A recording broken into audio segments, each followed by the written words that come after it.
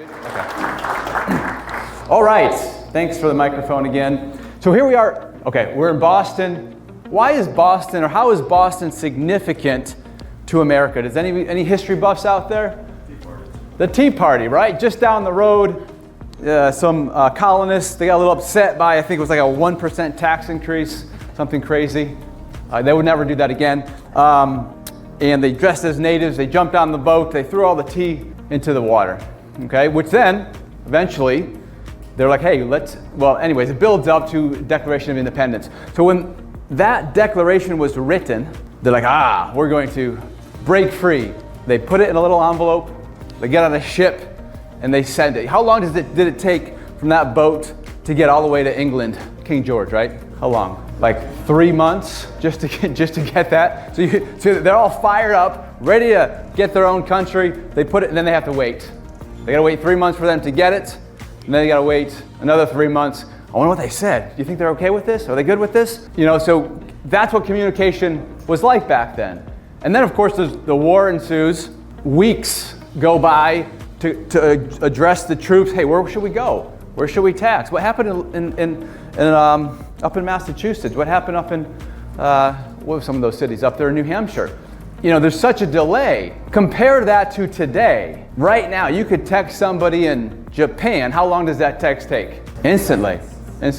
My father, he's like 84, and my niece was teaching him how to text, and she sent it. He's like, wow, I just got it. Like, it was instant. He thought it was gonna be like, it was gonna wait. So it happened so quickly with communications, very fast, yet the whole concept feels like it takes forever for it to be understood. And that's where this presentation from words to results is, in my opinion, extremely valuable.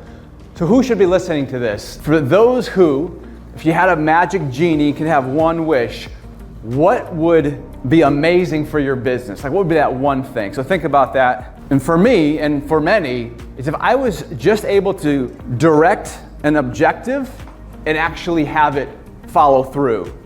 Talking to a team member and have them follow through on that, right? For those of you doing those goals and commitments every week, that ladders up to your monthly, that ladders up to your big wig, how cool would it be for them to follow through on that? Would that be helpful for some of our businesses? Because we don't, we're not in manufacturing, we are in the people business. And everything that we do relates to people, and as humans, we're doing what I'm doing now, we're communicating. Now in this title, there's something very missing here. How communication drives everything. So communication by the dictionary says if I told you something, if I emailed you, I text you, I've communicated. However, that really doesn't matter if it doesn't land. If the person that you're communicating it to doesn't get it, doesn't understand it, and doesn't do anything with it. So really, this needs to be how effective communication drives everything. Make sense? So here's the real chain of events. We all want this. We all want results. Where does results come from? In order to have results, we've got to execute. We've got a great plan, the 4 disciplines of execution. It's all right there. But when you break that down, as we break down the layers, in order for us to execute, what do you think we need to be able to do? If you look at number 4 of the 4 disciplines of execution, cadence of accountability. Accountability is what drives execution. Now here's where the magic comes, because everybody's afraid of that word accountability. We'll get into that in a second. We've talked about accountability, and I know a lot of you have laddered up your accountability skills, and that's going to continue to, it's more of a process. It's more of a craft, I should say. So what creates accountability is communication. So communication delivers accountability, accountability delivers execution, execution delivers results. That's the chain reaction. So a lot of times we spend time in that number 1, which is results, banging our head against the wall. We need more results, we need to grow, we need more revenue, we need more PT. We've got to work our way down, identify if there's any kinks, and a lot of the times we realize in the inception, the communication is where we're challenged. So that's what we're going to kind of dive in. So I got 2 objectives. Number 1 is to prove my hypothesis that communication is accountability. So instead of having to have an accountability conversation with somebody, we're going to have a clarity conversation. All right, we're going to teach how that clarity is kind and that everybody wins when we're doing this. and therefore accountability will just naturally happen. All right, so keep in mind, when I'm talking communication, we're talking about accountability at the same time, which drives execution, which drives results. Second thing I want to accomplish is I want to give you, as always, some processes, right? My favorite, a system to give you and teach clarity. That's what we're going to do today, okay? So it's going to be, again, a workshop style, so we're going to have to ask ourselves some questions. We're going to have to be honest with ourselves, and then use the group that you're paired with to go a little deeper and sift through that information. Every time that you are dishonest with yourself, well, that is a roadblock. So we want to be super honest with ourselves, and then I challenge everybody on the tables to challenge each other, right? Great teams, which we'll get into, hold each other accountable by asking some of those tough questions. So we paired you up here to make sure, as you go through this, challenge each other a little bit, you'll get a lot more out of it. So communication impacts the members. Members is what a lot of us got in this business for. Members also pay the bills. They pay the staff. They pay the rent. They pay your lease, everything. So how this impacts, well, does anybody, so we have, for example, the GREAT session, G-R-E-A-T. I'm not going to quiz you on what it means right now. How that gets delivered is because the leader will then talk to the team members about what a great session looks like, how being on time is important, what messages should be transferred, and then from that, the staff then transfer that information to the member. So if we were to call your club right now and nobody answered, that would be a member experience. And the reason they didn't answer is because of the standards you put in place for your team. If for some reason we walked into your club and they were dressed in tie-dye, what do you call those shirts where you show the muscles? Cutoffs, right? That's because of how you communicated to them. So bottom line is, everything that the member experiences is a direct derivative of how you communicate with your team. So if you don't like what's coming out on the other end of that pipe, you've got to go up and ask how you're communicating, and that's what we're going to give you some tools for.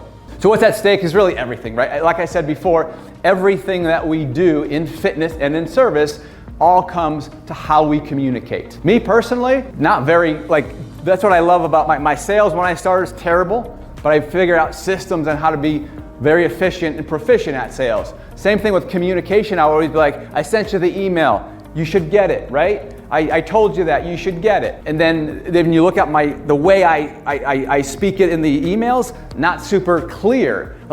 Looking backwards, I'm like, man, I don't even understand what I just said there. How would I expect my team members to understand that, right? So for example, we've done accountability charts. I think some of us have done that before. We've done, what everybody's responsible and accountable to. So all those great things all comes under communication. So everything is at stake in terms of success here. So we do have to talk about accountability. What's the biggest myth about accountability? Anybody know what the biggest myth about accountability is?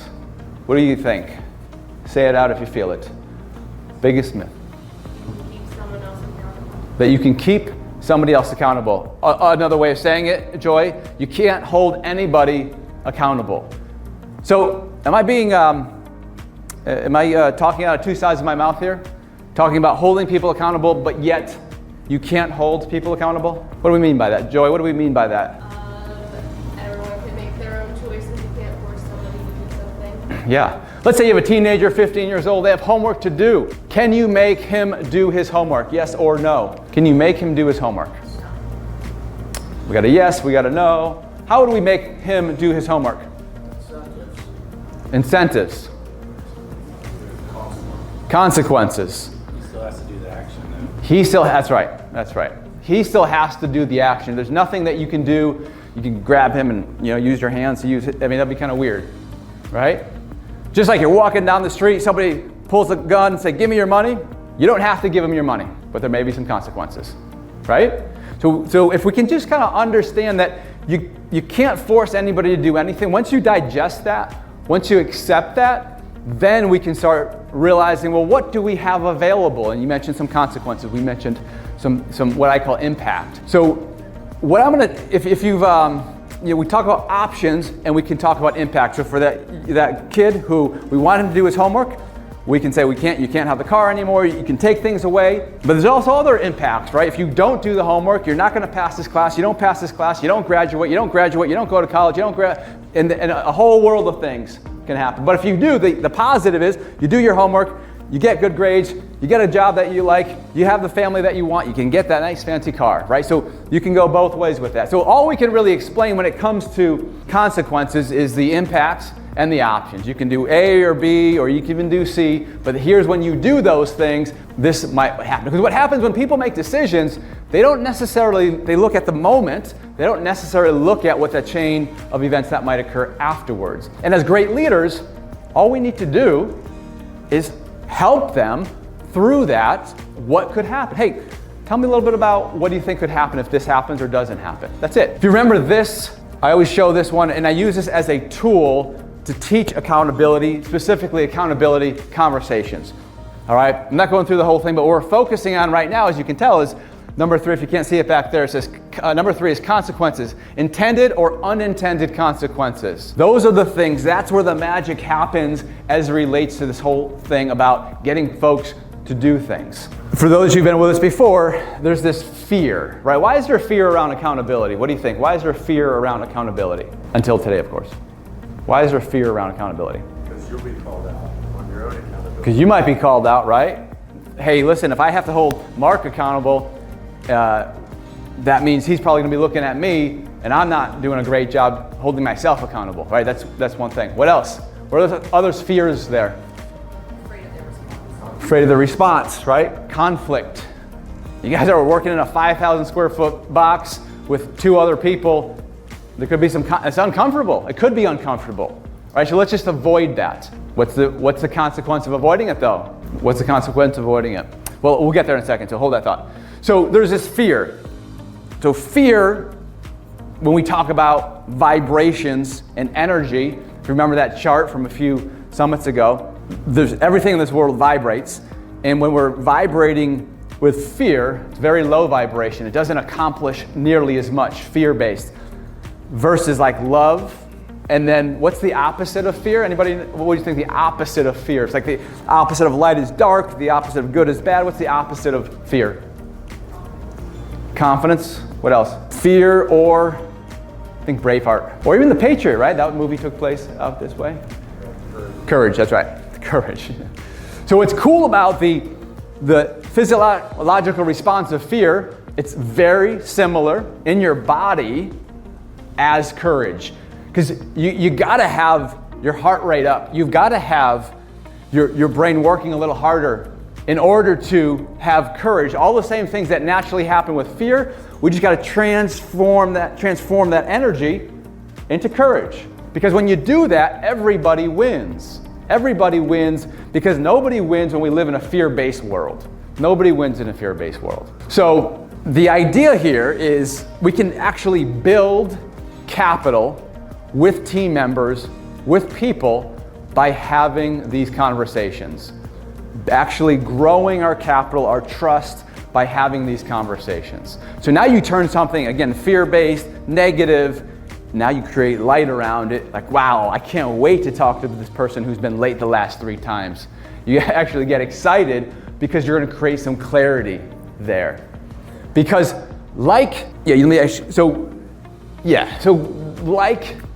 diabetes, all right? How do I tie diabetes into this?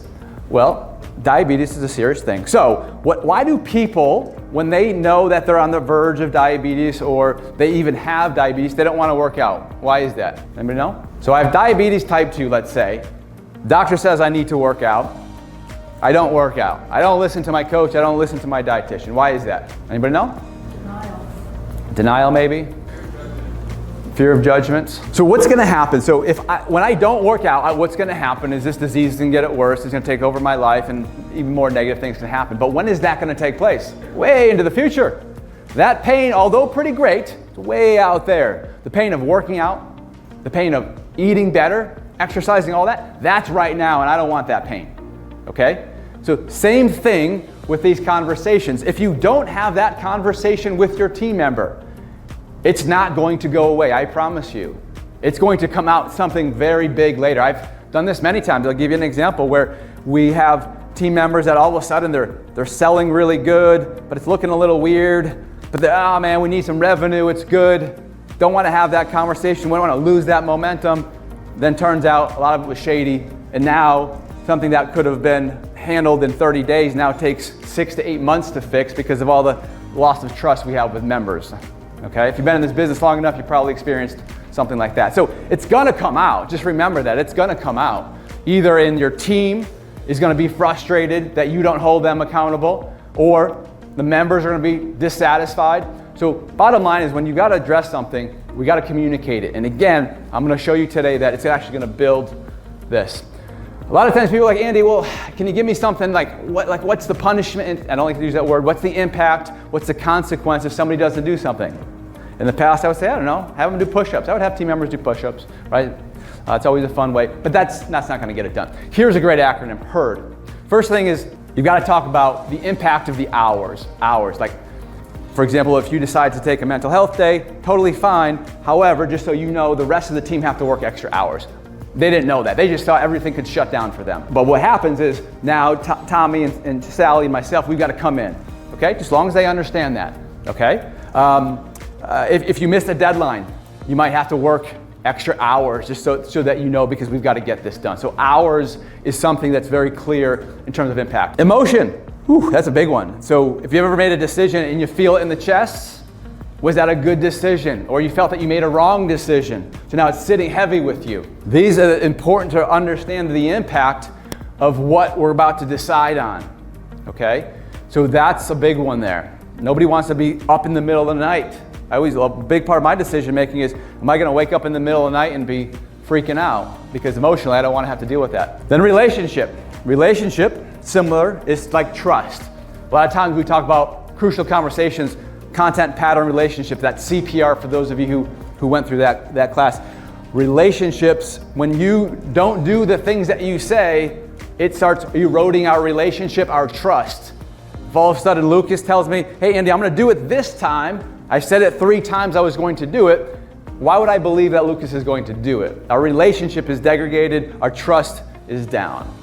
And the last thing that we can highlight for impact is gonna be dollars.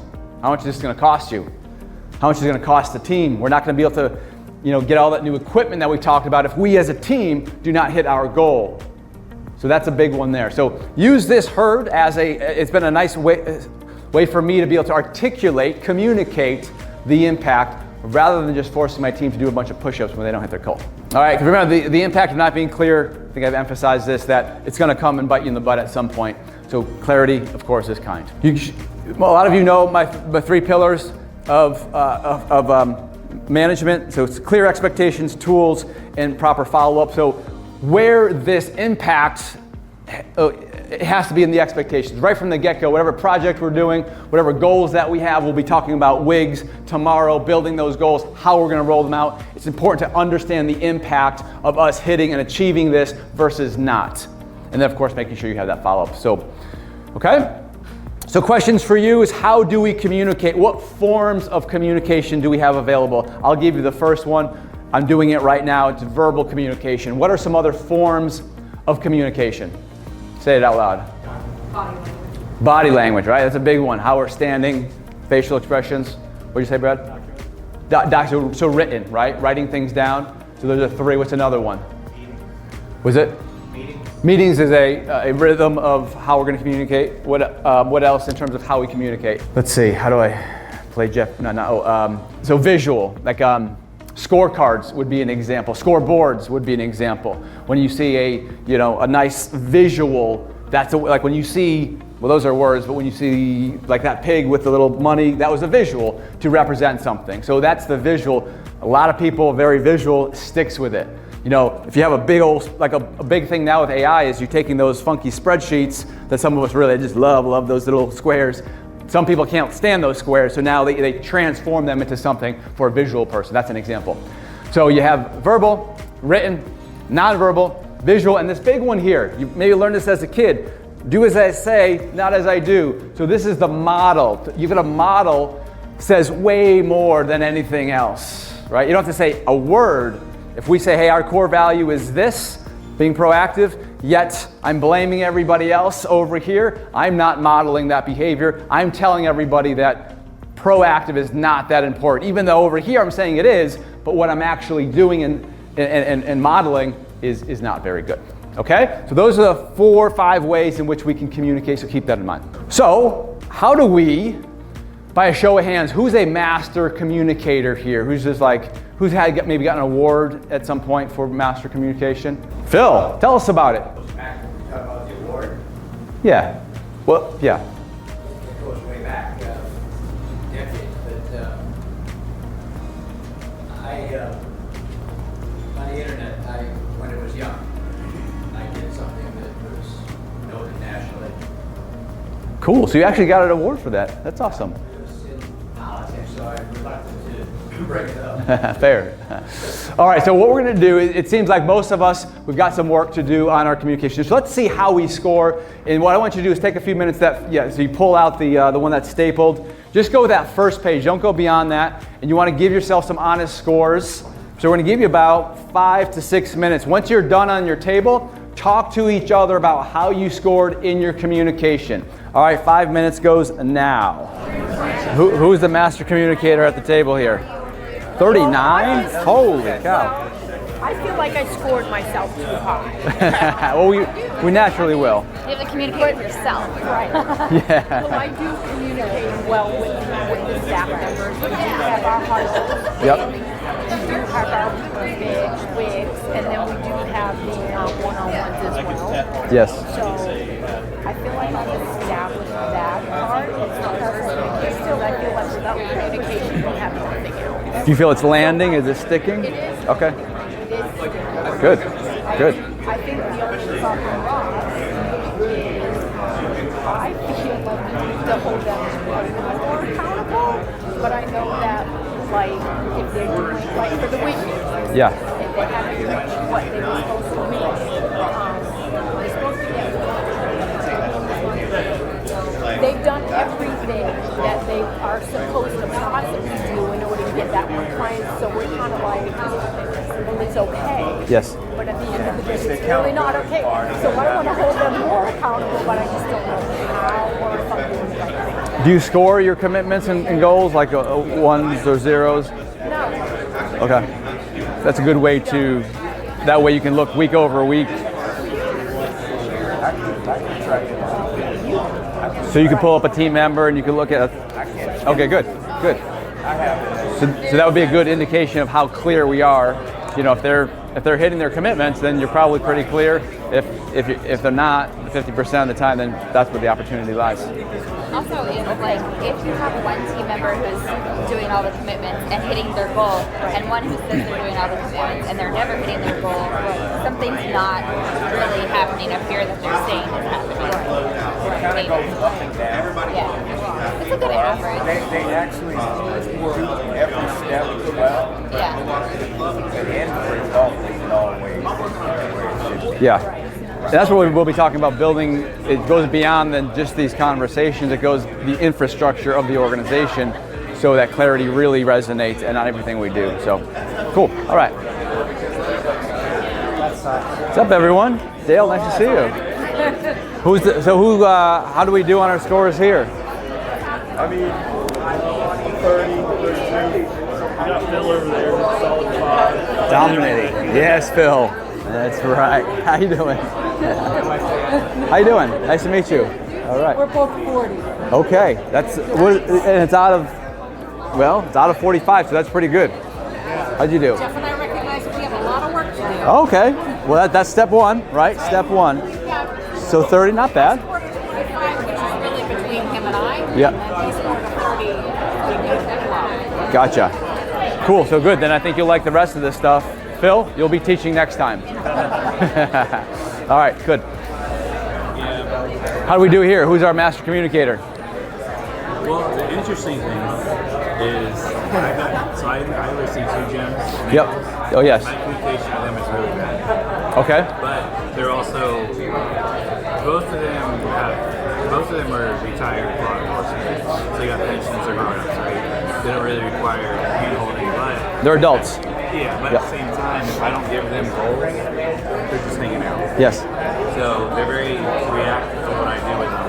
So my focus has been more of these two, and communication is good with us. Our biggest issue is the foundation of what, like having the right managers, the right trainers for that. And we're getting better and better. We have good people now, but the communication is actually better on that end. Yet the gyms are not technically doing as good as my ones in Naples, even though my communication is worse with Naples. Interesting. So, so that's why I made it 2 times. Like when we look at it, Naples, it's like I've got some 1s and 2s all over the place. Yeah. But with those 2, it's like 4s and 5s. Yeah, how do you grade it? Are you looking at your messaging out, or are you grading on messaging received? Like, is that information getting transferred? Yeah. And that's what we're talking about now, is making sure, obviously you have the right people, but making sure that, they understand what we're looking to do and trying to achieve. So that's why when we did our wig, talking with Matt, I wanted to break it down to how many leads we need. And that's our starting point. Yeah. Because if you don't know how many leads you need to get your percentages for your people to come on board, membership, skill rate, fitness consultation, and that's what we're trying to do, is get them down to the very basics so they know, hey, I'm not reaching my goals, but my leads are coming in either. Yeah. But I am at least reaching my percentages for conversions. So I think that's where the disconnect is. Well, yeah, because it's not landing apparent, like they're not maybe understanding that part of it, which I get that a lot for but sure. that's also like those 2 have lacked leadership for me, because I've been buying gyms for the last 3 years. So now I've been stepping back where I don't buy anymore. I guess COOs, so to say. Yeah. But that's what the biggest thing is. Making sure that they have the support for me that they need. Because I can keep buying gyms and then just run them all off the ground. Yeah. Obviously, we're not going to. That would be, yeah. But so that's kind of, I feel like there's a little bit of a disconnect between, we're communicating it, but they're not receiving it. Yeah. It also comes with hire slow, fire fast. Yep. Kind of taking that model. So I think we've also had to change our hiring process. Yep. As well. And that's what we're going to talk about in a minute. It goes way beyond than just the conversation. It's your whole, how's your company built, and is it clear? So we were changing our interview questions even to like, these are the goals we're trying to meet. This is what we're trying to do, trying to accomplish. So you can normally behavioral questions, but we've been changing our interview questions to, this is what we're trying to accomplish. How can we help? Yep. It's a little bit more structured. That's kind of what we've been doing. We found it takes a lot longer to find someone when you do. It turned out some really good trainers. Yep. So now as an owner, I'm like, okay, now I need to start throwing athletes because we've got good people on our losing. That's right. Yep. That's actually nicely segueing to my next section. How are you guys doing? Have we met officially? No, Josh. Josh, nice to meet you. Adrian, nice to meet you. Oh yeah, welcome to the group. Yeah, thanks. Yeah, because you guys are from Virginia. Oh, Virginia. That's right. I was reading on the bios. Richmond and Virginia Beach. Those 2 there. Okay. Sweet. How's it going down there? Well, not great. I'm trying to do better. Yeah. Well, that's why you're here. We're gonna build it up. Making a little bit, but not where we need to be for how much effort we're putting into it. Yes, there's always a calculation there, right? So that's the idea of getting these systems down in place, working on our communication, which 30 is not bad. What'd you score? Also around 30? Yeah. So, all right. Well, hopefully these things that we're talking about next is going to help, because it all comes to communication, right? Setting those standards, accountability, and that's how the gyms will move. So.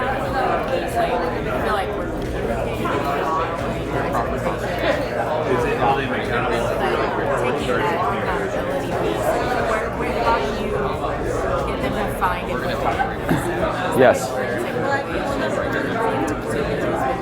Yeah, and that's where we're going to go into. That's where the system, 4 steps. If we follow that, you should. Because it can't just be the conversations. It can't just be one. It can't just be one thing. It's got to be the whole thing. And it's a constant work. But a lot of times it's all of our mindset.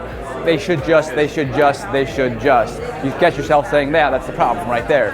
Because it's you who's causing it's not landing because of you. Because you can't control whether they understand or not. You can control how you deliver it. And that's where, coming from different angles, which some people are like, wow, that seems like a lot. In my opinion, it takes what it takes, right? If it takes a little extra effort, then that's what it takes. So. It's like across the board, the common denominator, everybody I talk to in business, especially the gyms, is finding the right staff, hiring. Yeah. Yep. So trying to implement the mastermind processes, we love them, we want to, but we can't find a decent trainer Well, part of the process is creating a magnet for you that people are attracted to, right? You don't want to be working with people that aren't seeing your vision, your values. It's a waste of time. And that's for making sure, you just joined in July, so that's where building that identity.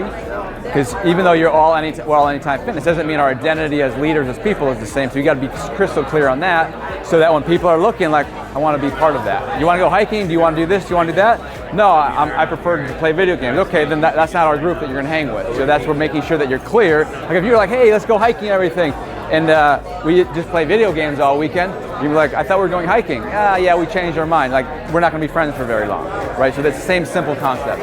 Tribes, right? All right, we better keep going. All right, everybody, let's bring it back. Let's share a little bit. Who here is breaking down, is in a breakdown section? They scored a 9 to 14. Anybody at that point? It's okay, it's a safe space. Anybody, 9 to 14? Nobody, okay. All right, good. Anybody struggling between 15 and 20 on the score? 15 to 20, anybody? Thank you for your honesty. All right. Any section out of clarity, consistency, or consequence that you need most work with? Which one? Clarity, okay. All right, anybody in the warning zone, 21 to 26? Anybody any warning shots? Dino, which one? Clarity, consistency, or consequence? Which one? Consequence, okay. All right, so now we're moving to solid butt gaps, 27 to 32. Who's in that one? 27 to 32, very good, very good. Anybody in strong foundation? Wow, good, good. Rob, what did you score the highest? Clarity, consistency, or consequences? Clarity, great. Can I say recently? Recently. Yeah. I didn't score this based on 6 months. I just see the trend is moving consistently in that direction. Great, good. Now, one of the things, actually, when we go to the last one, anybody elite communicators, 39 to 45? Yes, Matt, Phil. You guys are gonna come up here and you're gonna communicate it out. So, it's interesting how people approach this, because yes, we could be great at sending the message, but is it landing? And I think that's the ultimate measuring stick. And we don't have all of our team members here, so therefore you had to do the best in terms of what you thought people were thinking of you. My recommendation is whatever score you had, chop at least 5 points off to give yourself a little bit more safety net, if you will. Because if you went home to your team members and they said, hey, you know, how do I communicate? They might have a slightly difference of opinion. So just for the learning mechanism, I would say chop about 5 points off just to be safe, okay? All right, so now that we kind of get a little bit of and we're gonna dive into some more self-reflection, but that was just kind of like the higher view. We're now gonna work on the communication solution for growth. So now this is the system, because it's not just one conversation, it's not just how we talk or how we write our emails. It's bigger, more broad. So the first of the 4 is a cohesive team. You cannot have great communication without a cohesive team. Anybody played sports out there? Right? Anybody playing on a team that nobody communicated? So you probably know what that might look like. So we gotta have that. Number 2 is we gotta create that clarity. So we gotta have a great team and then we gotta create that clarity. I'm gonna go into the details here. Then we've got to over-communicate. This is the one that it's like, I told them, why do I have to do this? Why do I have to tell them again? Like, we've got to eradicate that from our vocabulary, because we've got to over-communicate. Well, am I micromanaging? We'll go through that. Trust me. And then lastly is we need to reinforce. Now, the first 2, this is really the underlying framework, and then this is how you keep it moving, right? You got to have the framework, and then you got to reinforce and over communicate. So that's just kind of the breakdown there, okay? So let's go into building a cohesive leadership team. Now, depending on how many locations you have or how your company's built, you might be on multiple teams. For example, I'm on my leadership team, and then the people on my leadership team have their team, so that's 2, and then their team has some people could be up to 3 different teams that they're playing on, okay? What I want you to do for all of this, choose whatever team that you want to kind of break down, most likely the ones that report directly to you, okay? And we're going to go through it like that. Does that make sense? Okay, good. So number 1, we have to have true trust. And we're talking vulnerable trust. And this is not like, hey, are they going to steal from the cash register? Not that type of trust, but just vulnerable trust that we have each other's back and that we can count on each other to follow through. If Charlie says he's going to do something, he always does it. I can count on that person. Because without that, our team gets knocked down several points. So as you look at your team that you work with, the one that you're evaluating, 5 being it's very good, 1 being needs a lot of work. So go ahead into your that page that coincides with building a cohesive leadership team. Give yourself a grade, your team a grade, not just you, your team. How is it? You know, I did this with my leadership team. I also did it with club teams, and I was surprised how honest they were. What's the healthy conflict? That's number 2. Yep. Just do number 1. Sorry, yeah. Rob's trying to get ahead. Always a good student, Rob. All right, so don't overthink it. Let's go over now to number 2, which is healthy conflict. What is healthy conflict? Anybody know what healthy conflict is? If you have a challenge, in order to get through it, you have to have conflict. Because if we all agree, then we might not have all the ideas to solve that problem, okay? If you're truly a good team and we have trust, we gotta have healthy conflict. One of my pet peeves is like, don't just say yes to get this meeting over. That's not healthy conflict at all. Don't just say yes because I'm passionate about it and you don't wanna have to combat me a little bit, right? Like in my organization, we gotta fight a little bit, right? Not physically, not usually, right? You gotta have that, you know. So how is your healthy conflict? Is everybody just yes, yes, yes, sir, yes, ma'am? Or are we having some good dialogue about it to work through issues, okay? Give yourself a 1 through 5 on that one. And you see, they will build upon each other. All right, commitment. And you can go back if you need more time. We'll have a little time to get it all together. So trust, healthy conflict, commitment. So what does this mean? It means we had some healthy conflict. Let's say there's 4 of you on the team. We all agree that we're gonna stop selling prepaid memberships because we've been doing a lot, let's just say. We agree. Yes, yes, yes. Are you sure? Yeah, we fought it out a little bit, arm wrestled it. And then what happens the next day? We sell a bunch of prepays. One person sells a bunch of prepays. So they were not committed to the agreed upon solution. Because it's not like a business is a democracy. We have to make a decision. So let's say going back to healthy conflict, it's not like, well, we can do both, or how about we all make a decision together? That's one of the worst things to ever do is make a decision together. It's important to collaborate to get ideas, but somebody in that room has to make a decision. A lot of times I don't want to make the decision because I need somebody else to own the decision because they're the ones executing it. But one person has to make the decision. That means there could be other people in the room that, they were fighting against it. But once that decision is made, a great team, not a good team, a great team, they run with it. It's like imagine playing football. The coach says, hey, we're gonna run this play. Like, I don't really wanna run that play. So this one wide receiver is just running all over the place and everybody's like, what's going on? That's what happens in our organizations all the time because we have lack of commitment. This is a huge one, right? You could also talk about your WIG meetings when you're talking about goals and commitments. This is where we've got to make sure that we're aligned, okay? So give yourself 1 through 5, how your team, not you, how your team is doing with following through on commitments. Okay, there's 5 steps here. Number 4 is peer accountability. This one I forgot about for a while. I don't know how I forgot about it. It's like, geez. The leader, we talked about earlier, right? You can't hold anybody accountable, but you can talk about consequences, you can talk about impact. The leader shouldn't have to be doing all that heavy lifting. Think about your days in sports, high school and pee-wee football. When a great team, and not a good team, a great team shows up and there's a team member who is not carrying their weight, they're not showing up to practice on time, they're not lifting in the gym, they're not putting the time in during the summer breaks. A great team is going to call that person out. Animals do it all the time, right? When an animal is not holding up to their end of the bargain, especially like wolves or even seagulls, they kick them out. They kick them out of the pack. Because for this team to be great, everybody's got to hold everyone accountable and reminding them the impact and consequences. On those weak teams, you'll have somebody come up to you and say, hey boss, hey, they didn't show up to the session on Saturday. Did you talk to them? Well, no, that's not my job. Because when one of the team members don't show up to the session on Saturday, who looks like crap? Who's wearing the egg on their face? Everyone, right? That coach who's like trying to hey, can you handle this?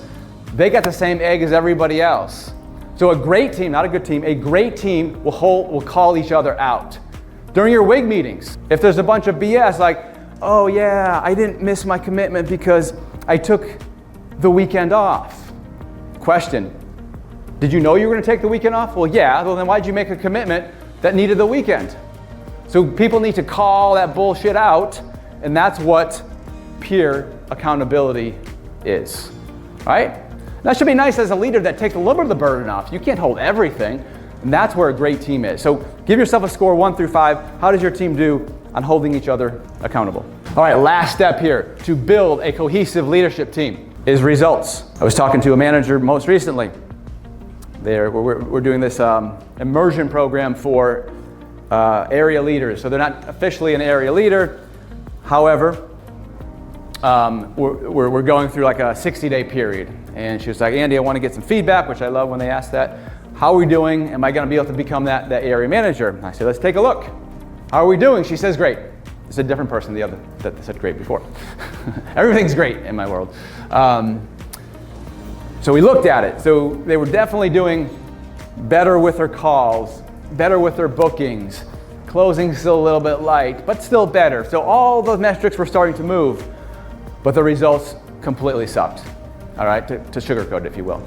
They were not there. So I had to let her know, like, everything is built up to get results. So sports analogy, we're on the 1 yard line. Can we score? There's no team that you know that, oh man, they get to the 1 yard line all the time. They're the best team ever, but they never score. That doesn't happen. You've got to be able to score. You've got to be able to get results, right? This is a business, but not just a business. We got to get our clients results. We got to get our team members results, like results, top of the pyramid. All right, so a great team, not a good team, is going to have all 5 of these. So give yourself a 1 through 5 on results. Okay. 20 possible points, not 25. Phil, I put that in there for you because I need to make sure I'm held accountable. Is 25? Results is actually My joke is not as good then. All right, everybody. So now what you're going to do is you're going to go ahead and talk with your group. We're going to put 5 minutes on the clock. Chad's going to play some nice music, and just want to converse about how you did and how your team is on this. And then there's a couple of questions to answer. Answer those questions, 5 to 6 minutes, starting now. Okay.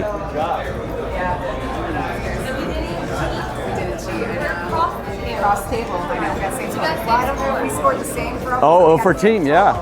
What did you get? 23. 23, okay. 23. That's a pretty good, what is that percentage? I didn't do it yet. 92? Pretty good, 90. Okay, all right. And where do you think, so the lowest score you had was a 4 on commitment. What's your lowest score? healthy conflict and results. Okay, all It's right. funny, so we did score differently. I trust in kids in their commitment for I thought we were stronger in the other grade. But we also have different roles, I feel like, too, so I think Yep. it also be why. All right.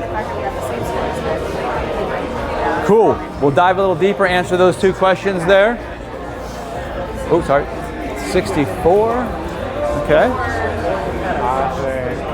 All the trainers trust me. What's that? I said I'm discussing trust. I think all our trainers trust me. Now, do you trust them? No. Well, that's reflective of that, right? So it's like everybody's trusting, right? Well, why don't you trust them?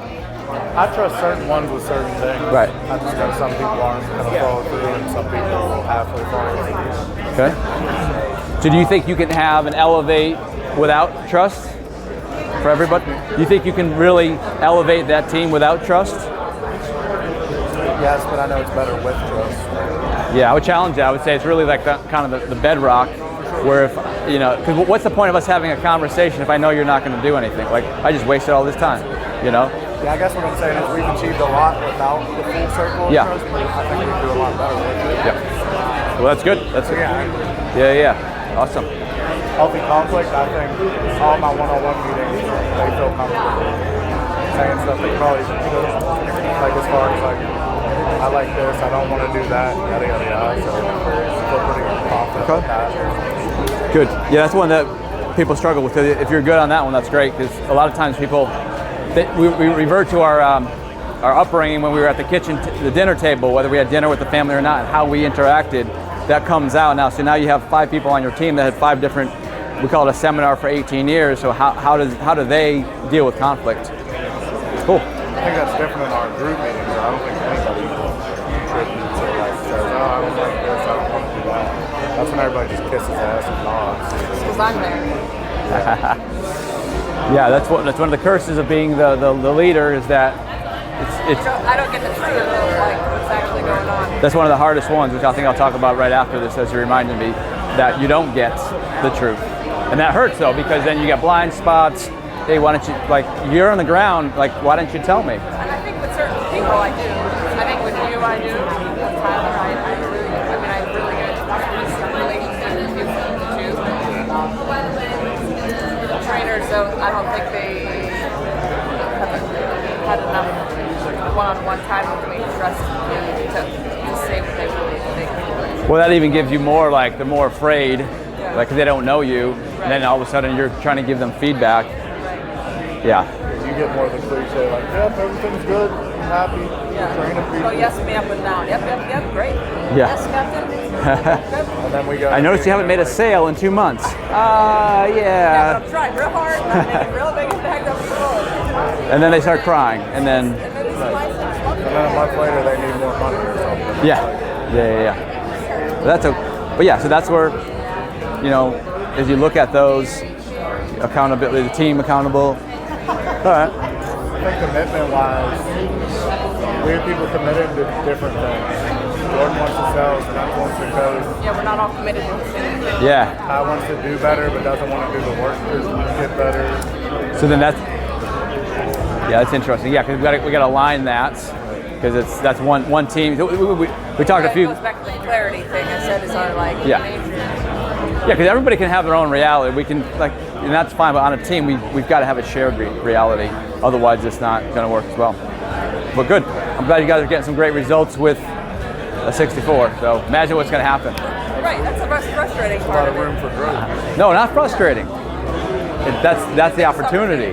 That's like, imagine if you wanted more, but everything was perfect. Then like, oh man. Yeah, I mean we've been like on this other side of it. Like a year ago, I can tell you that this on the first page, the score would have been, you know, 38. It was much different. Yeah, a year ago. Okay. What's the difference? Exactly. Yeah, I'm gonna like full accountability. Like I have not been. We didn't even set a wig. Well, there you go. Okay, so like that's where we're at. All right. Well, that's good. That's good self accountability, right? We can only hold ourselves accountable. So. Yeah, it's like That's one reason I like working with you. I had like. Say that. Yeah. I had trusted Tyler at some point to carry through some of this stuff. All right. All great learnings. All right, I'll let you fill out the rest of that and think about it, okay? Yeah. How are you? You made it late last night? Yeah. How was the travels, all right? Yeah, it's fine. Yeah. 3-hour flight, 2-hour 40 minutes. Yeah, direct, right? Yeah. Cool. Where are your club sections? Minnesota. I live in Minnesota, Twin Cities, Western side. We got a lot of rural communities in Iowa, South Dakota, yeah. Nebraska, wait, were we in Nebraska yet? Yeah. Yeah. So 4 states now. Yeah. 4 states. Yeah. A lot of states. It's a lot of states. Yeah. How's that new club that you got going?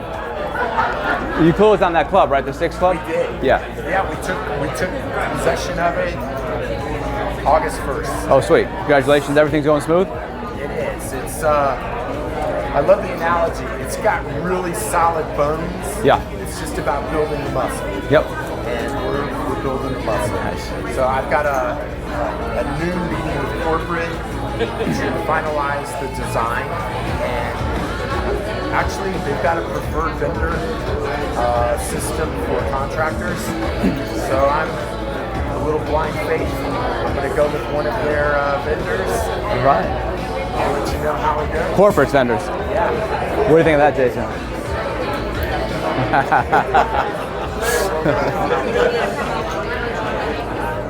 All right, so how do we do with our teams? Who's got a team that they've given a score of at least a 60%. At least a 60%. 60%. Anybody got a team at an 80%? 80%. Okay.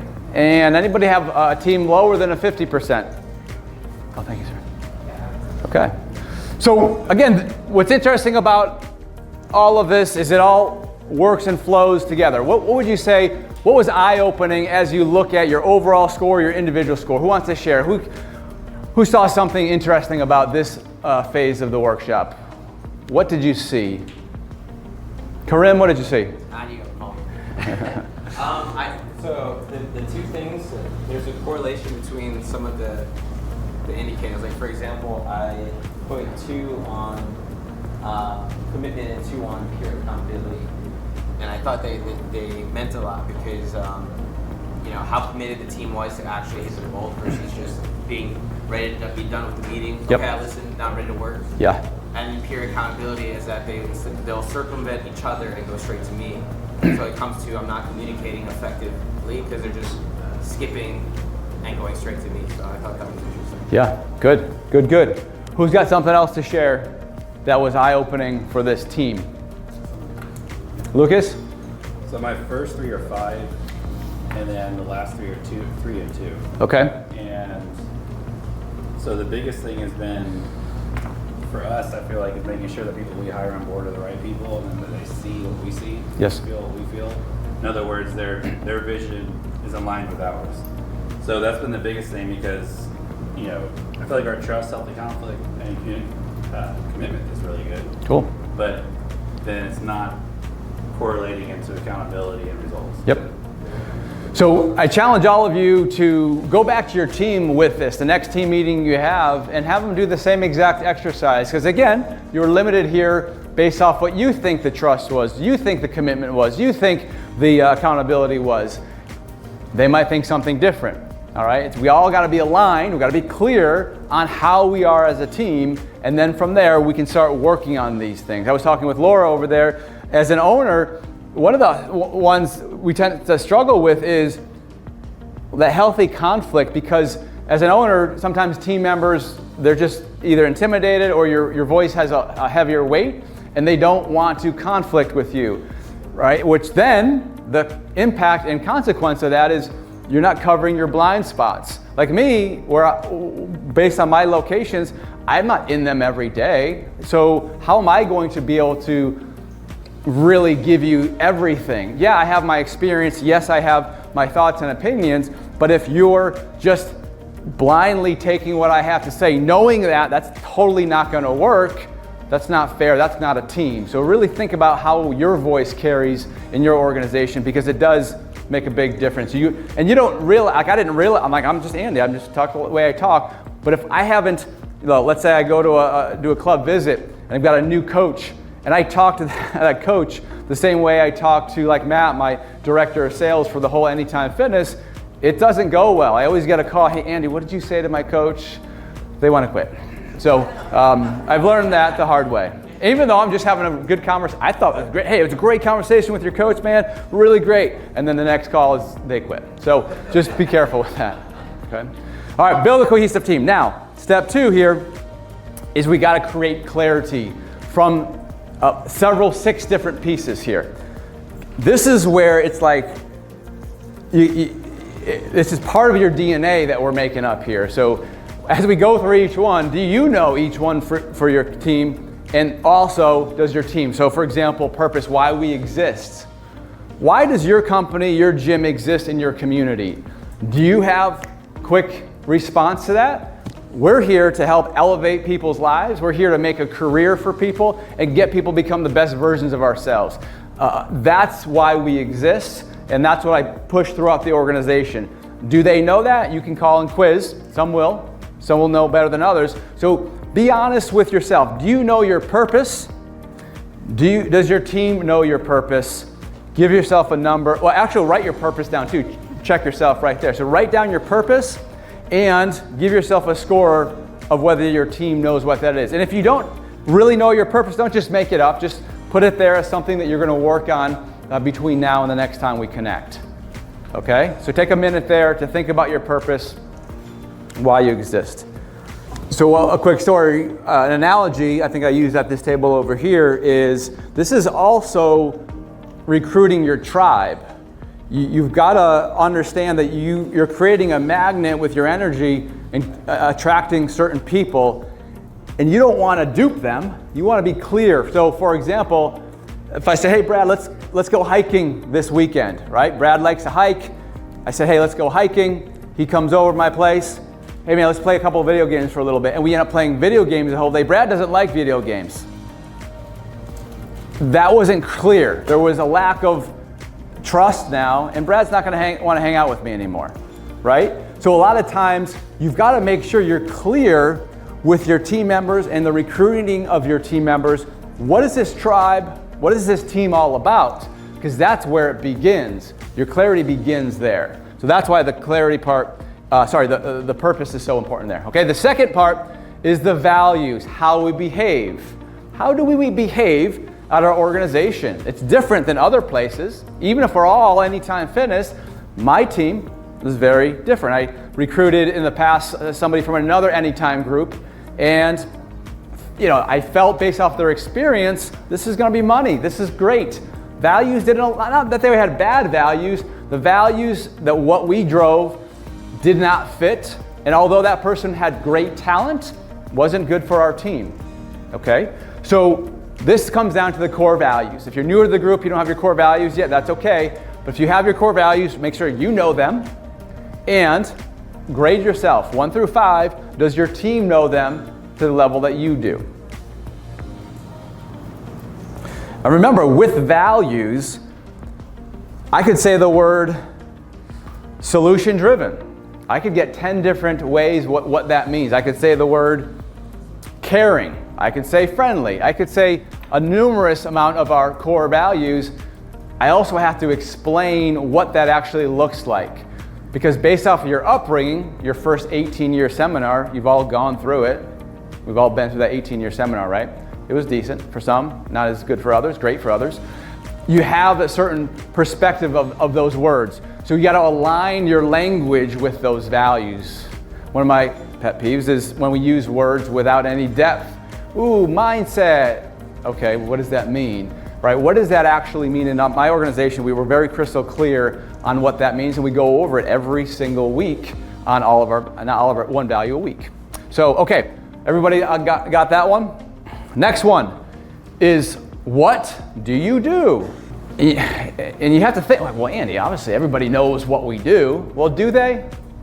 Talk to your front of the house team.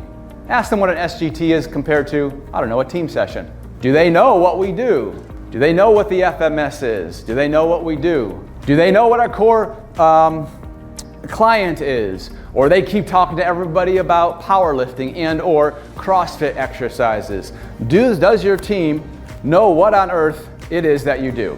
You'd be surprised how many might not know what you do. So give it a score, and also ask yourself, what do you do?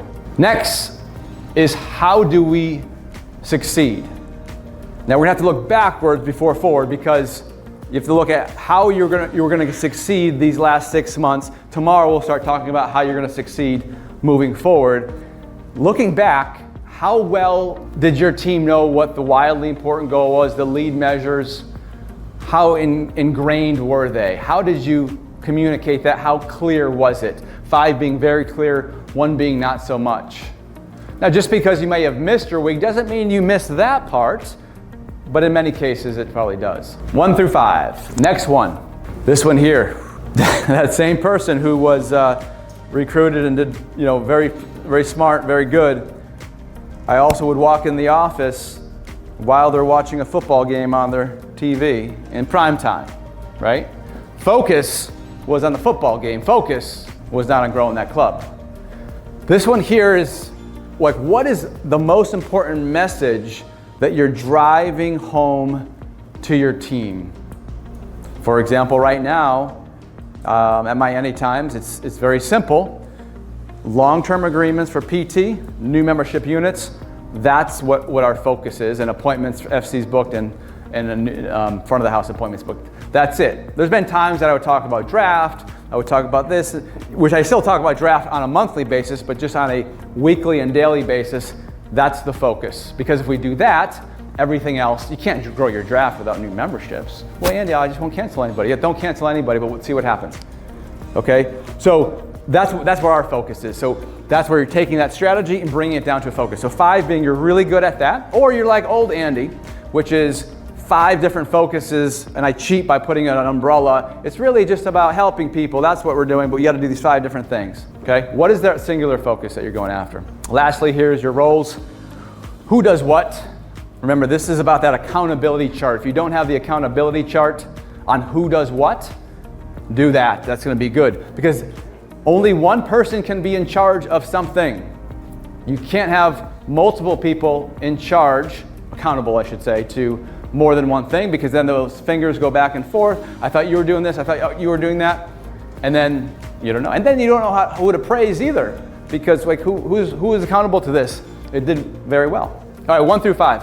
When you finish that, we're going to work with our groups again, answer any questions that are on that piece of paper there, and look at where your gaps and your gains are. Where do you need to fill in? We're not going to fill it all in at once, but what's going to give you the biggest lift? So let's take about 5 minutes right now and do a little talking with the team, okay? Let's do it. Deb, how do we do on this one? I'm writing down. Yeah. Oh, okay. We can also send you 2 copies of this if you want. Oh, okay. Yeah. You want to be given clients, train them. Find them a lot. Yep. Trainer.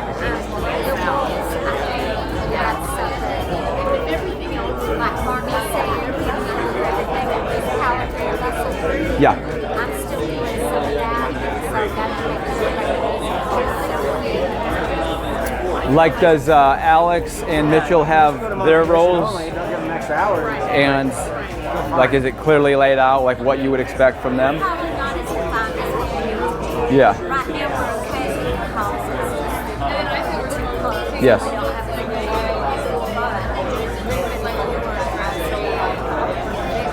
Well, yeah. What do you think would be easier, to do it when we're overwhelmed with a lot of clubs, or yeah, right?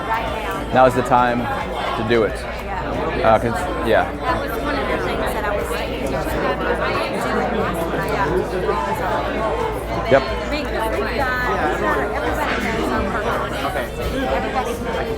What's your purpose? The purpose is to create a healthier community for your job. Nice. Oh, good. And so they all do that. Awesome. And then I think Yeah. so they know that they probably side by side.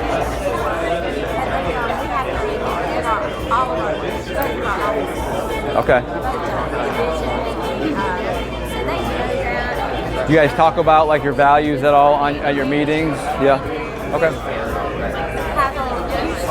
it's an icebreaker where like give us some values. Yep. Talk about the service. That's kind of our strong suit. Yeah. Customer service. Yep. This is what we do. This is what we offer. So that's so I have a good chance of winning them. Just giving them a little that, but he was old school. One of the things that he'll tell you it's taken us a while to we'll find out. Great. The strategy on the sales calls, so they know. Yeah. So that's been, there was a while working on these sales calls. So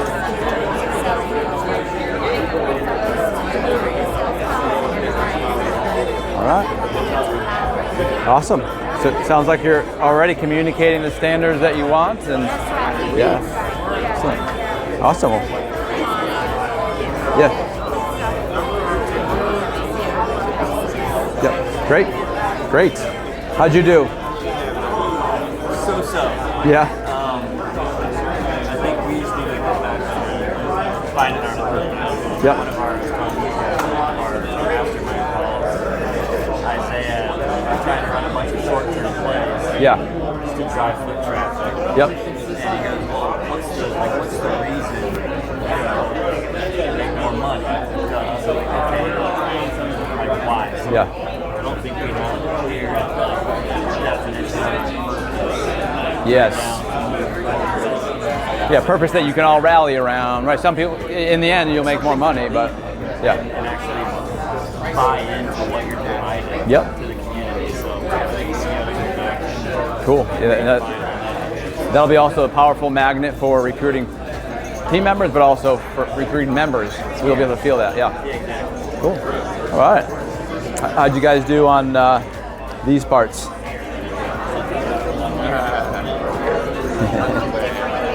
We did it different. This time we did our scores different. Okay. I did mine and I let her do her. Okay. So, So like you said, I should have scored higher because I know that the coaches know the value. So I don't know why I gave them for that. Because they really, They're all set up like 1099. every process, like how they do it, like the fitness consultation, the body scan, all that, they know the value. I don't know why I gave them a 3. So your values, everybody knows the value. Well, most people know like your core values. Right. Yeah. Yes. We print them and we talk about them in our regular meetings. Oh, good. Excellent work. Yeah. Okay. And then the focus, you guys, the lowest on the focus. Right. Well, then hang on. If you're talking about your values, why did you score a 3 again? That's what I said. I probably shouldn't have because they know the value, and I feel like I should have gave us at least a 4 or 5, something higher. I don't know why I gave us. Okay. All right. So then, okay. So that's probably pretty good. So then it's the focus. Where do you think you get tripped up on focus? both got that. Yeah, we both got a 3. I can't explain why. I don't think that we focus on it and we deal with it weekly, but then it seems to get lost in translation of those. Yeah, I guess and then when we always let the week go by and then we have another meeting and it seems like we're dealing with the same issue. Right. It's like the focus, we're not focused on that same committed goal. Well, we have this great meeting where we're gonna go left when we go out of here. Yeah, and then everybody goes right. Like, what happened? Right. Yeah. I feel like that's what's missing. And that's where, the reinforcement, which we'll get into next, is key because, yes, we agree we're going to go right, but then all of a sudden, a member came to me. I had to do this, I had to do that, and then I lost that focus. Right, and then all the other things. Yes. Those things go out of order. That's right. That's right. Yep.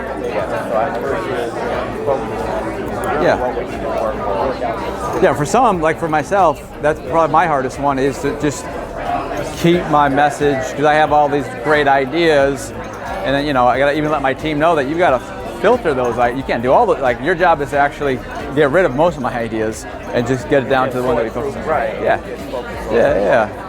Hey, let's bring our dogs to work. Let's do this. Let's do all this. But no, we gotta stay clear. Yeah. Yep. All right. Cool. How we all doing? Great. Got some good scores there. Look at all those 5s. What's that?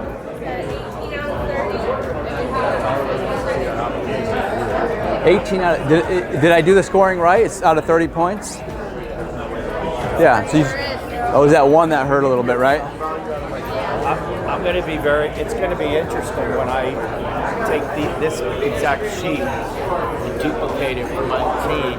Yeah. And then have them score it. And then I wanted to send my strategic coach, Kyle, here's what I thought. So he knows how involved am I, or how do I know my team? How I know my team is going to be based on my score versus the average of their score. Right. And see mine alignment. Yeah, this is where you'll see that gap, right? So you got your scores, you got everybody else's, and that'll be powerful. I'll send that data up to him so he can kind of see, am I truly connected as I think? Yeah. Or am I disconnected? Yes, that's where our natural optimism might sometimes blind us on what someone else is thinking. That's critical. I need to make sure I have my perception and what the reality is an alignment. Yeah. Correct. Yeah, if somebody's harboring some different thoughts, well, and that's where going back to building that team. Can we have some great conflict? Do we trust each other that if I'm share with you, I'm weak on something, then you hold it against me later, or you use it against me later, right? So that's how these all build and work. Good, and I'll make it. We'll send out so you don't have to recreate it. We'll have all the PDFs for you guys. That'd be great. Yeah, cool. All right. Okay, everybody, let's bring it back to the center. Let's bring it back. First, I want to give you guys props for all the engagement that we're hearing as we're going around and really diving in. So really great work in this early hours of our summit. Also, if any of you want the PDF, some of you had mentioned you'd want to do this with your team when you go back, we'll be able to send you over that PDF. We'll probably just put it in an email at the end, so if you need it, so you don't have to recreate it. So out of this one, which one were we a little light on? Let's start there. What were we a little light on? I'll go first. Focus for me is something that gets a little bit light. So if you know yourself, like we have what I believe in the companies, you should have a visionary and an implementer. And a great implementer is somebody who can take the visionary's information and get rid of most of it. So for example, if I come to a meeting with 10 great ideas that I think are great, a great implementer needs to get rid of 9 of them, if not all of them, because we're focusing on something else. So that focus for me, remember, for those of you who understand the who, not how concept, focus is not my natural go-to, so I have to make sure that I surround myself with people who can get a clearer focus.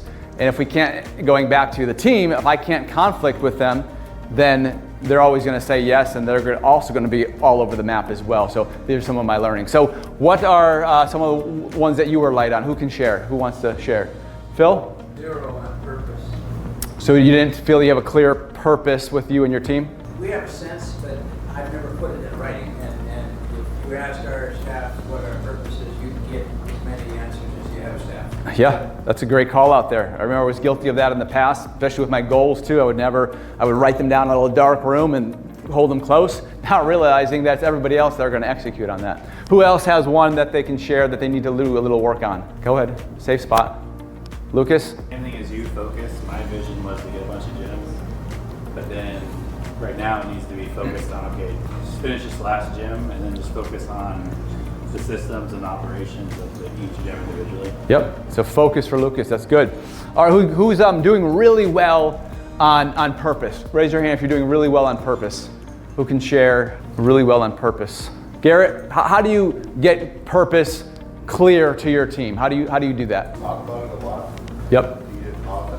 By a lot, like giving me like in the meetings, like how often, like how does that work? Yeah, in our group team meetings, we'll have a conversation around it and who we are as a brand and what we provide for people. Awesome. So what is your purpose? To be the highlight of our client's day. Love it. Highlight of the client's day, right?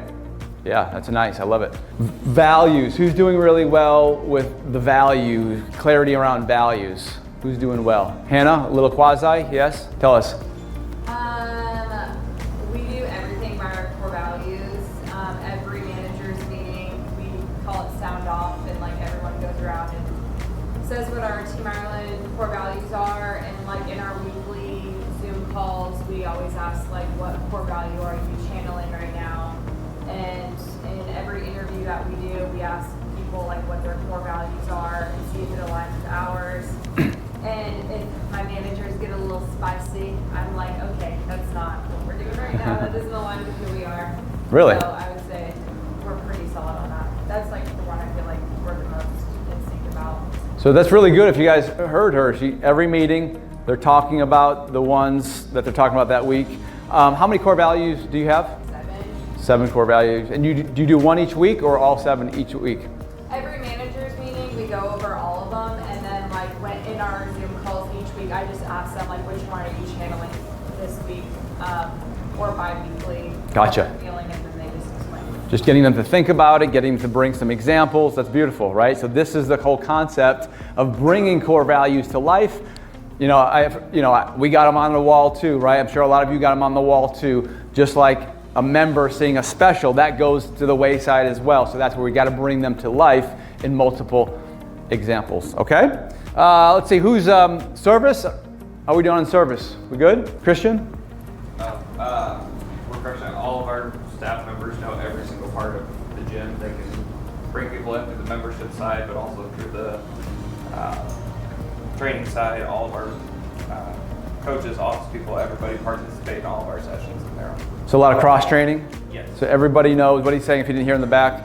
Everybody knows the process. They know what the coaching is. So whether the front of the house, back of the house, with their coach, they know how to sell memberships. So they know what they do. That's beautiful. All right. Strategy. Who's really good at communicating the strategy? Who did well with that one? Yes, go for it. Focus on every single meeting we would talk about, like, okay, this is what we're focusing on, this is where we're going, and this is what we need to implement. Like, every single time it's like focusing on long-term details, this is what we need to do that, this is how many points we need to book, go. Gotcha. So that feels like focus, which is awesome. What about the bigger, broader picture? How do you bring that into those meetings? Any ideas? All right, you think about that. But that's the idea, right? So strategy, again, is that bigger, broader feel. Focus, which I love the way you articulated that, that's on the ground. Okay, so we're, like, for example, for us, our strategy is one of the things that we had to do is we brought back, we rolled out MyZone. We got rid of the old heart rate monitors, rolled out MyZone. So the strategy was to increase our team, not penetration, but our participation in team.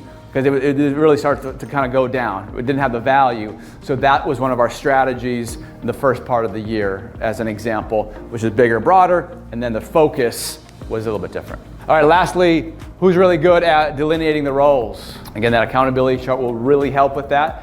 One of the things is if you're not an owner, make sure that, sometimes as an owner, us owners, we think that we're pretty cool, we can do everything. That because you can do everything doesn't mean you should do everything. So from the perspective of a team member, it's really helpful for them to know what they can count on you for. Yes, you might step in other aspects of the business, but what can they really count on you for? What are you accountable for? And if it's not a lot, that's okay. Just be upfront about it. Like if you have your team doing most of the running of the show, it just really remember we talked about different ways to communicate. One is what I'm doing right now with my words, but writing it down is very powerful because you can always go back to it to reference, hey, are we in alignment here? Okay?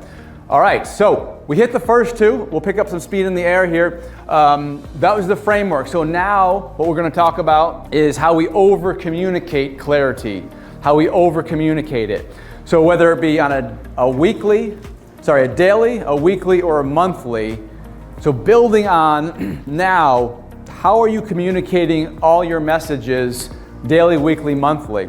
I'll give you an example. What I request my team to do is an AM email to their team, to do a huddle when everybody gets there, to make sure that, hey, did you get a chance to read that email and what are we focused on for today?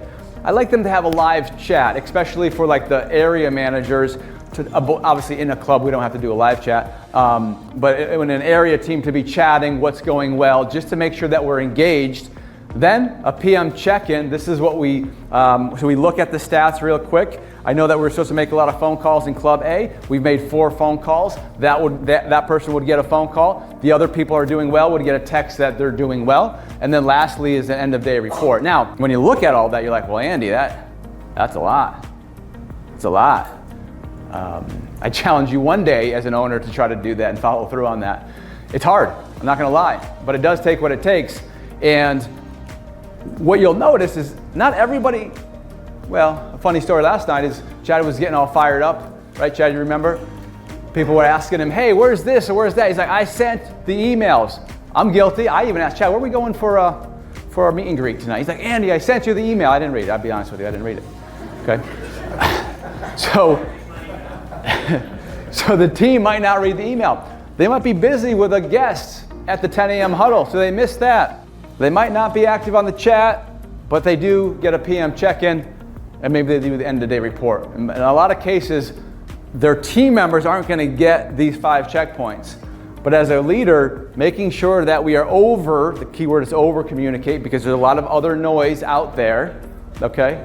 What? Did I miss a joke? Her face. Oh.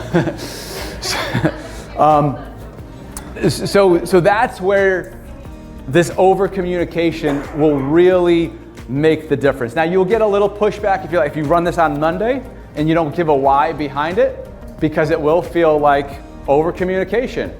But in the long run, the message will get through. I promise you it'll get through, and it won't feel like this is the culture you want to create through communication. There's a why behind the email. It's like aligning what we did yesterday and what we're doing today. Because does anybody hold huddles? Does anybody hold huddles? You know, so for our huddles, it's going to be about kind of what you're set up for today. And what are you going to do? Like, what's your focus for today? You know, and then I can see the reports that there's nothing set up, and I'll ask, hey Rob, what's our focus today? And Rob's like, hey man, I got this like great event. I'm gonna go talk to this owner because we're gonna set up an event in like 6 months. It's gonna be so cool. I'm so excited about it. Rob, you have nothing set up for today, and we need to eat today, right? So that would be an example. I love Rob's enthusiasm, but we've got to eat today. 6 months from now, we'll take it. We've got to make sure we eat today. If Rob had a setup, 3 appointments on a goal of 3 appointments, cool man, I love it. Just make sure you close them. That's good stuff. So this is where, when you do that huddle, you'll see where everybody's at in their mindset. You'll see where everybody's at, you know, whether they read those emails or not. And that's why all you do is just a quick little 5 minutes. Let's get that redirected. That's all it takes. Remember, it takes what it takes. If you look in the mirror and you say, why do I have to do this other stupid email? I told them this yesterday. That's all on you, not on them, okay? All right, so go through the little exercise right here. How are you communicating things right now, weekly, daily? Chad's gonna go bigger into this tomorrow in terms of how to get these wigs to land, but how are you doing it right now? Let's take 5 minutes to do that. Go ahead and start now. Rob, I know you would be way more focused than this example I just gave. I know you would be way more focused than the example I just gave. Sorry, it was my face. I know, because I'm like, oh, this is like from Cancun, and I'm like, we were so. Which part? It's the daily. Yeah. It's like the consistency with the daily Yeah. is like so hard for me too. Like we start strong, and I don't know how. Like, just gotta do it. It takes what it takes. Yeah, it takes what it takes. I mean, it's a lot of work to do all 5 to make sure that you send an email, you meet in the huddle, right?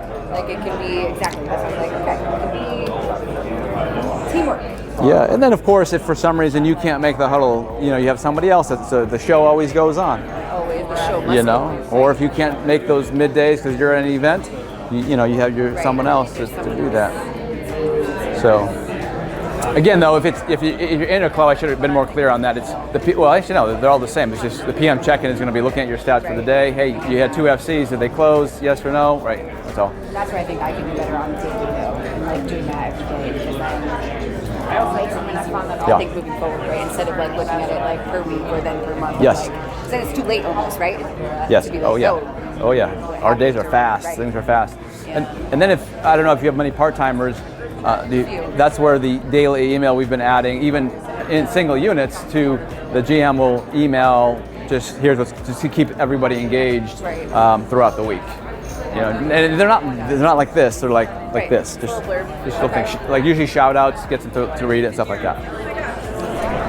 All right, everybody, wrap up the conversation. Come back to the center. Okay, everybody, let's bring it in. We're at the home stretch here. We got lunch in 25 minutes. Yeah. Okay. Cool.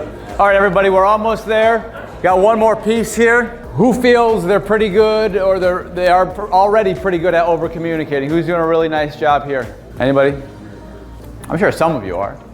So this is definitely one that takes, again, some muscle. And though it's cool, this is one that you're really in charge of. You have the ability to set this cadence as the leader in your organization. In my opinion, Chad wants a timeout. We might have to break and come back and finish this. Oh, okay. Well, that sounds good. Yeah. Just let you know. All right. Some new information just came through the wire. New communication just came through. So we'll finish this slide up, and then we're going to go right down to lunch because I guess they closed the restaurant for us, but it's that period of time. So no big deal. We can roll with it. What was I saying? Oh yes, this is the most one that's kind of in your control, but it's heavy lifting. So I promise you, once you get into a cadence of this, it's gonna really move your business. And what happens though sometimes, and again, if you're not gonna do all of those, that's fine. Find a system that you're gonna stick with. Just do it for 6 weeks. Everybody can do a 6-week challenge, right? By having an end to something, you like, you know what? I'm not committing to this forever, and that's what happens when we try to change things. It's like, man, I can't do this forever. Don't do it forever. Just do it for 3 to 6 weeks. If you feel that it worked, well then stick with it. It's gonna be easy to stick with because you saw the results. If you didn't do it, and you're like, well, maybe I don't want to do it now, just try to do it for at least that 6 weeks, right? And then make a decision at that point, but make sure you make a decision on what you're going to truly commit to. And this way, you're over communicating the messages to the team in an effective way. Remember, we learned earlier, there's the talking, there's the nonverbal, there's the written, there's the visuals. There's cool AI out there now where you can take an email and you can transform it into some sort of infographic. You can add pictures to it. So it's really easy now. Life has never been so easy to have the tools necessary to over communicate. You just got to go ahead and use them. Because remember, some people, they don't want to look at all those words. So what do we do in the past? We create bullets. Bullets are easier to kind of read. Well, now we got visuals that you can create with that. So you create an email, right, with some words, bullets, picture. Somebody's going to get it, I hope. Somebody's going to get it, okay? So excellent. So we're going to pause right here before we go to the fourth and then wrap it up.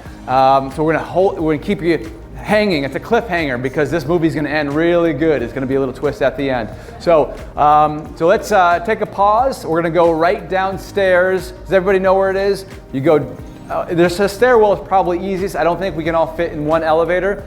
And it's only one floor down, and it's a restaurant, like I'm looking at it right now. It's just down one floor. All right, everybody, welcome back. Is everybody well fed, ready to go? So bringing us back into this as we took a little break as we're getting to the final piece here. Remember, number one, we've got to have that team, cohesive team. Number two, we got clarity around some really key things within your business. And number three here is to over communicate. Last piece of this whole concept of communication is to reinforce clarity through these particular areas. And a lot of you are already kind of dabbling with this in some of our conversations. So we got to reinforce everything from who we are, why we exist, what we focus on, what our values are, right from the get-go of hiring. Right from the get-go of hiring. So how you're vetting people out, how you are making your decision on hiring, because who you hire is a reflection of what you're saying. So if you, for example, say what's somebody's value, just shout it out. What's a value? Integrity, okay? Based on your definition of integrity, you hire somebody who lacks integrity. Everybody else on your team sees that. And then again, going back to modeling, you are not following through on your integrity, which is hiring people that fit. So we gotta make sure that when you're making hiring decisions, when you're asking questions in the interview, we've got to be really upfront with what we are looking for. Again, like the analogy I used earlier with, do you want to be part of this team? This is what we're doing, and this is where we're going. One of the things I recently implemented in the hiring process, which I like, remember, recruiting is the sales, and it's a balance. So you don't want to give somebody, pull the wool over their eyes and on day one, hey, you've got to do all this, haha, you're now part of the team. You don't want to do that. So you've got to balance out the great purpose and the why behind they want to join the team. But what I've noticed is it's on the second interview, that's when we focus on our values, we get real clear on what you're going to be uncomfortable with, right? For example, if you have a problem calling somebody 3 times a day for 3 days, you're going to be super uncomfortable.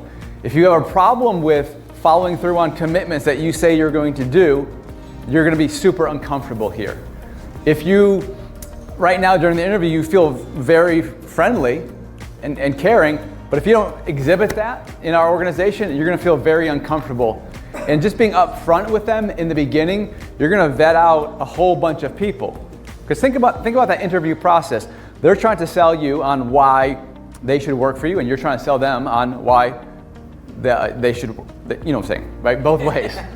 So that's where during this is a great reflection of, are you modeling the behaviors, okay? So that's hiring number one. Number two is now you're onboarding. So now somebody said yes, now we're onboarding. And yes, Mastermind will take them through the pre-onboarding, the actual onboarding. We'll make them really good at their skill set. It's still up to all of you, because every one of you has a different company, a different team, to make sure that you're onboarding them with the core values. You're onboarding them with your vision, with your mission. You're onboarding them and making crystal clear what their role is. All of the things we talked about on step 2. That's your onboarding. And we'll go and grade this in just a second. Number 3 is your evaluations. How do you evaluate people who's getting on a performance improvement plan. Just because somebody sold a lot, but they're not exhibiting half of your core values, are they getting the Trainer of the Year award because of their sales? Well, what is that saying to the team? Like, that guy's a jerk. He doesn't care about anybody but himself, but he's making sales. So what does that person think the company values? Sales. Everything else that we're talking about each week goes to the wayside because I am evaluating people, giving them props for something else. It's incongruent with who we are, and that creates a lot of challenges. Then you have your compensation and your rewards, similar to evaluation. So compensation, giving raises to people because of things that aren't of their core values, just because they're there with time. So how you compensate and how you reward, again, is a reflection of everything that you're saying. So is it in alignment? And then lastly is who you're promoting and who you're exiting. Same thing with that salesperson. They sell a whole lot, so I'm going to promote them to an area manager, but they don't exhibit anything else. What does that say to your team? And then exits. The opposite of exit is keeping a cancerous person in the room. Well, you're saying all of this great stuff, core values, being proactive, yet we are keeping this person on the team. Again, all those actions speak so much louder than the words that you say. And the lesson here is just be congruent with who you are and what you reinforce. So, in the spirit of time, I want you to go through this particular exercise. Same concept, you go through each one. How are you doing with your hiring in relationship to clarity, onboarding, evaluation, comp reward, promotion, 1 through 5. We're just going to take a true 5 minutes on this one, okay? All right, let's go. What's an example of rewarding someone based on what they thought about? Like intangibles, I feel like. Well, we'll give you a 4 value. Integrity again. So what does integrity mean to you guys? Like doing the right thing when no one's looking. Okay, so. An example. Right. So an example? You getting an example? I was just saying that. Yeah. Oh, okay, gotcha. Yeah, like, because that's what we expect, right? Like, even when no one's paying attention, like, you should just be doing what you're supposed to be doing, right? Yeah. So, like, say you guys are away at conference for this whole week, and somebody's still at the ship, and highlighting, hey, we've been gone this whole week, and highlight some things that they did that they could have kind of cut some corners, slacked off, and give them props for that in an open forum meeting. Maybe get them a little gift card, something like that. Okay. Yeah. Doing the things, right? Be like a reward. Yeah. Right. That's kind of where my head went to. So I was like, You get a raise. Compensation. Yeah. And you get a raise. Right. Can't do that. Right. So if you guys are talking about your core values on a weekly basis, is that what you said? No. Oh, that's what you're working on.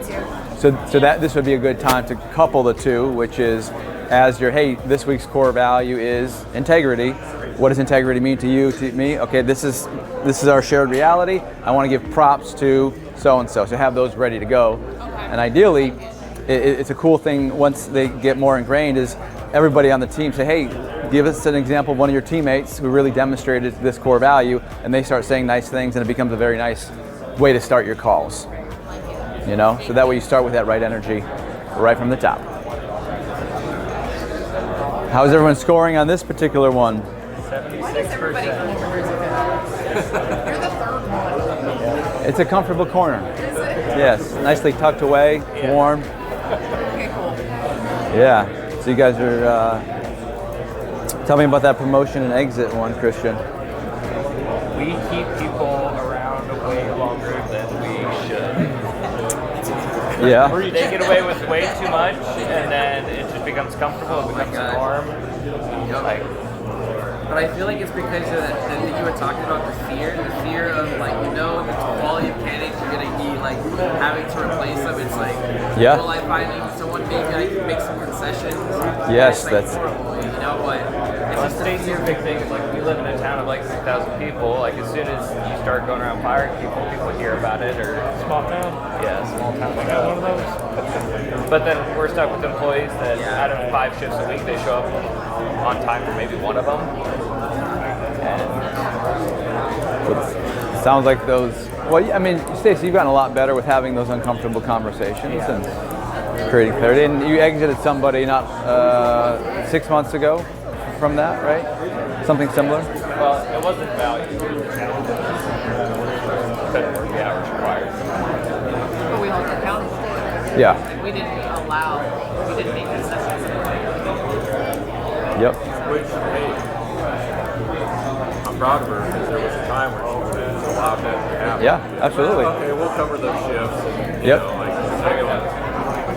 Well, you're both doing it.